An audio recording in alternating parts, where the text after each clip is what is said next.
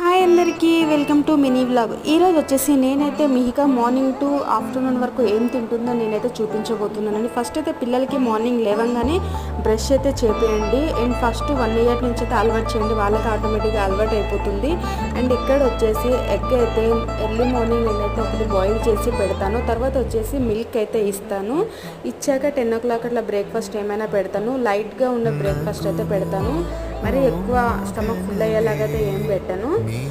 And ఇక్కడ వచ్చేసి afternoon అయితే రైస్ అయితే పెడుతున్నాను. రైస్తో పాటు పప్పు చేసా, తనకి ఇష్టం చాలా.